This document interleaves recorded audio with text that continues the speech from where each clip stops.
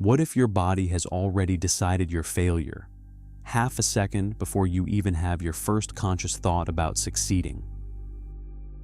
Something real arrives, an opportunity, a person, a moment where something you actually want becomes actually possible. And something activates immediately. Not ready, not yet, a little more time. You push through, you move anyway. Then, if you open completely, you'll be destroyed. Last time you gave everything, you lost yourself. You push through that too. Then, do it alone. You know what, depending on people, costs. Something breaks. It was always going to find a way to make you fall. And when it falls apart, you can't leave until you recover what you put in. Leaving in loss makes you the victim. Loop complete. You participated in none of it consciously. And from the inside, it didn't look like sabotage. It looked exactly like logic. This is the invisible code, not one belief, a system, a closed loop with its own survival intelligence running underneath everything. Before thought, before choice, before you had any say in the matter. And it doesn't live in the mind, it lives in the body. As a state, as a contraction, as the breath that never fully drops. The nervous system, the body's entire threat response system, fires 200 to 500 milliseconds before the thinking brain has access to the information. Before you think, it's already done. You have two sets of beliefs: what you say you believe, and what your body executes when the moment is real. The implicit one always wins, which is why affirmations don't work. You're repeating verbally something you haven't lived emotionally. You're attacking the wrong location. Watch the behavior, not the words. The behavior is always the truth. Here's where it was installed. In the first 7 years of life, the brain hasn't developed the capacity to question what it receives. No critical thinking, no filter, no ability to say, wait, is this actually true? Everything enters directly, as fact, as reality. The brain in those years is in a permanent hypnotic state, not as a metaphor, as neurology. And here's what nobody says: you don't need repetition. A single emotionally intense moment is enough to install a belief permanently. One event with enough charge, and it's encoded, done, which means it wasn't necessarily an obvious traumatic childhood. It could have been one moment. The stop crying that taught you feeling was inconvenient. The absence, not abuse, just absence, of someone who should have been there and wasn't. The child doesn't conclude, this adult is struggling right now. The child concludes, something is wrong with me, not with the situation, with me. And here's what makes it specific. That conclusion is formulated in the eternal present, not, I believed I wasn't enough, just, I'm not enough. No time, no context, no expiration date encoded in it. That conclusion became a neural network, and the more it activated, the stronger it got. Myelination, the process through which repeated activation makes a neural pathway dominant, which means you cannot delete it. You can build a new network that becomes dominant through repeated activation. The old one stays, activatable in moments of stress, exhaustion, vulnerability. Some beliefs don't heal. They get managed, not as failure, as neurological reality. This is what the self-development industry never says, because if it did, it would destroy the business model. And then there's something that makes this even more specific. Not all limiting beliefs feel limiting. I'm strong and I don't need anyone sounds like power, produces isolation and the inability to receive help. I do everything myself sounds like autonomy.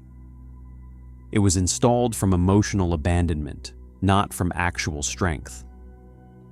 The most protected beliefs are the ones that sound like identity, like who you are, like something to be proud of. And underneath all of it, the layer almost nobody reaches. Shame, not guilt. Guilt says I did something wrong. Shame says I am wrong. At the root, fundamentally, shame survives through secrecy. The less it sees light, the more power it has over everything it protects. This is why understanding alone changes nothing. You can trace it perfectly, name the moment, see the mechanism clearly, and it stays completely intact. Because it was never protecting information. It was protecting the shame underneath it. Beliefs don't run alone. They run as a system, a closed loop with its own survival intelligence. And there's one more layer to what we saw at the opening. When the loop completes and you're left with the wreckage, something specific happens. Changing the belief would mean you're no longer the same person. And the nervous system treats the death of identity the same way it treats physical death. Maximum resistance. Not from weakness, from survival. This is why people prefer familiar suffering over real change. Not because they're weak, because their nervous system is doing exactly what it's supposed to do, protecting identity coherence. The survival code doesn't just block opportunity, it protects the self that was built around surviving. It just doesn't know the context changed. It's still running in a life that no longer requires surviving, still protecting you from a threat that no longer exists, while blocking everything that does. There's a place in your body right now holding something that has nothing to do with today. The back that tightens under emotional weight, the deep muscle running through the center of your body that's been bracing to carry everything alone, the chest that never fully opens, the breath that never fully drops. That belief, peace is not for me, lives there, in the perpetual shallow breath of a system that never learned stopping was allowed. The knot in the throat that arrives at the exact moment of real opening. That's the body stopping it before the mind even registers what's happening. Not symptoms, addresses. Beliefs are not psychological, they are physiological. A core belief is a chronic state of the autonomic nervous system, the system regulating everything below conscious control, that became the baseline. I'm not safe isn't a thought. It's the air the body learned to breathe and eventually stopped noticing. The same system that evolved to protect you from physical threat now processes social rejection, criticism, vulnerability with identical biological urgency. The body doesn't distinguish. A threatening email activates the same survival response as a predator, which means it doesn't change through the mind. And the most uncomfortable thing in this entire territory. The nervous system is a social organ. It evolved to find safety through others. But this doesn't mean you are waiting for a savior. It means your healing happens when you stop treating yourself as an isolated brain and start treating yourself as a biological system in an environment. Real change at this level requires relational presence. Sometimes that's another human, but often it is the part of you that can act as the other for your own nervous system. This is what we call internal co-regulation. It's the ability of your conscious observer to provide the safety, the steadiness, and the witness that your system never received. You are not just the one who is dysregulated. you are the one capable of holding that dysregulation. This is what the self-development industry cannot sell, because it's not a product you buy from someone else. It's a profound internal relationship you build with your own biology.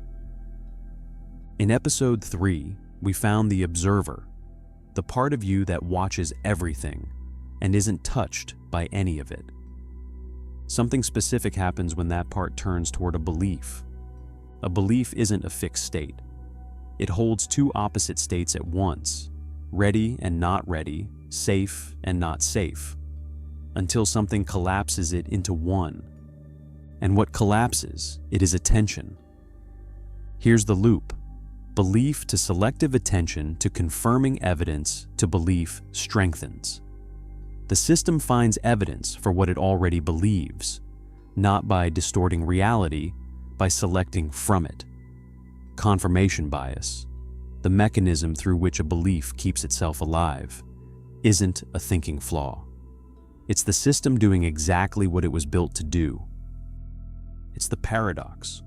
Observing a belief without judging it, without analyzing it, without wanting it to change, weakens it. Not because observation brings insight, because a belief needs identification to have power. It needs you to be it, not to see it. The moment you're watching it as an object rather than living it as truth, the identification breaks. It doesn't disappear, but you're no longer inside it, and what you can watch, you are not. Everything so far assumes the belief is yours. But here's something that gets almost no attention. You didn't only learn beliefs through your own experience. You absorbed them directly, through other bodies. A child doesn't hear the mother's belief about money. The child feels it. The tension in the mother's body when money is mentioned. The contraction. The breath that changes. The nervous system of the child reads the nervous system of the adult directly, without cognitive mediation, and encodes it as its own. This is why some beliefs feel like they've always been there, because they were, before you were old enough to form a thought about them. Epigenetic research, the study of how experience modifies gene expression, goes one level deeper. Trauma modifies the genes, and those modifications pass to descendants, biologically, in the genes themselves, which means the belief running in your body around money, around safety, around whether you're allowed to rest, may not have formed in your lifetime at all, encoded from experiences you never had, in a nervous system that wasn't yours, before you existed, not culturally inherited, biologically. And one step further, if consciousness is non-linear in time, a core belief may not be anchored in this lifetime at all. Maybe some people don't come to change their beliefs. Maybe they come to be the last point in the chain, not healing, line interruption, not changing yourself, ending something that was never fully yours to begin with. One question. Sit with it before you answer. What would have to be true about you for you to behave exactly the way you behave? Not about the world, not about other people, about you. The answer that comes slowly from somewhere below the thinking, that's the one running everything. And one small thing, 10 seconds.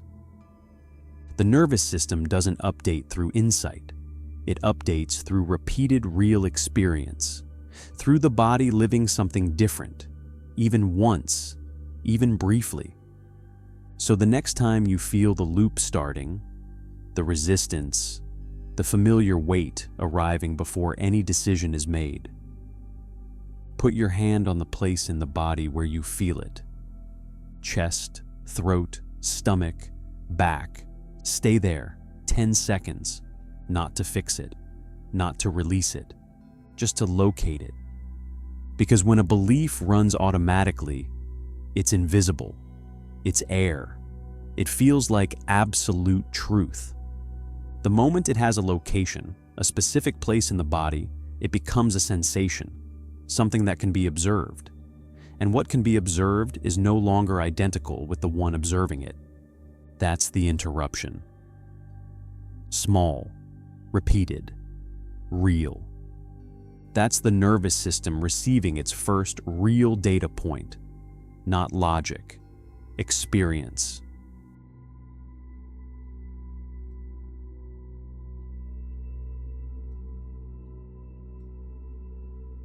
Next, the nervous system, the state your body lives in by default. Because the belief doesn't just run in the body, it runs the body. And that changes everything about what's even possible to perceive, to feel, to build.